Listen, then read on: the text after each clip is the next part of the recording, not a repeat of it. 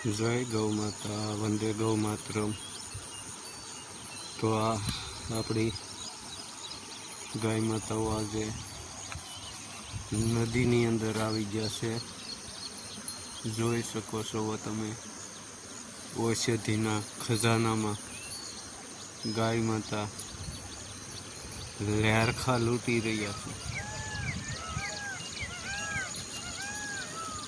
સૌ ગૌપાલકોને નમ્ર વિનંતી કે આપણે ગોકુળ ગીર ગૌશાળા ગૌધન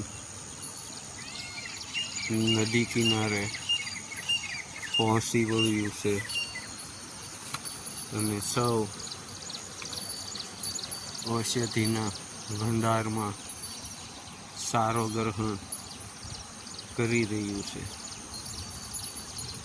તો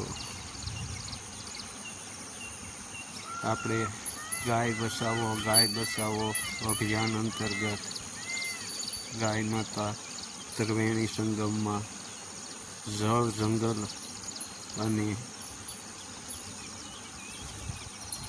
ઝાડીમાં લહાવો લઈ રહ્યા છે। તો તેમની મરજી અનુસાર જ સારો ગ્રહણ કરે છે અને તેમની મરજી અનુસાર સરવાનું અને તેમની મરજી પ્રમાણે આરામ કરવાનું એને પ્રાકૃતિ અને પ્રાકૃતિની ગોદમાં જે બાંધીને આપણે ખવડાવીએ કે જુવાર છે પાલો છે એવું નથી દોસ્તો કે ભાઈ આ અમારી ગાયું છૂટી રહે એની પણ જંગલમાં જે છૂટી રહે અને જંગલમાં જે સારો ગ્રહણ કરે એને પ્રાકૃતિ કહેવામાં આવે છે। પ્રાકૃતિ આપણે હારેલું આમ હાઈ ફાઈ કરીને પછી છૂટી રાખી કે આ 2 વીઘામાં છૂટીને 3 વીઘામાં છૂટીને એમની એને જે મન પોસાય એ પ્રમાણે હાલવાનું, એને મન પોસાય ન સરવાનું, એ પ્રાકૃતિ કહેવાય અને એ નેચરલી કહેવાય।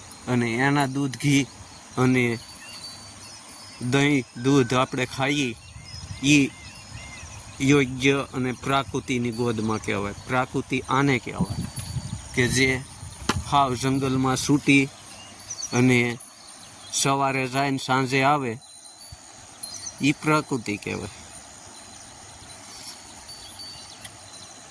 તો જોઈ શકો છો દોસ્તો આ આપણે પ્રાકૃતિના સાનિધ્યમાં અને જળ જીવન અને જંગલ વિસ્તારમાં પહોંચી વળ્યા છીએ। અસ્તુ જય ગૌ માતા। ભૂલ ચૂક માફ કરજો, અમારા વિડીયોને શેર કરજો, સબસ્ક્રાઈબર કરજો અને લાઈક કરજો। જય ગૌ માતા।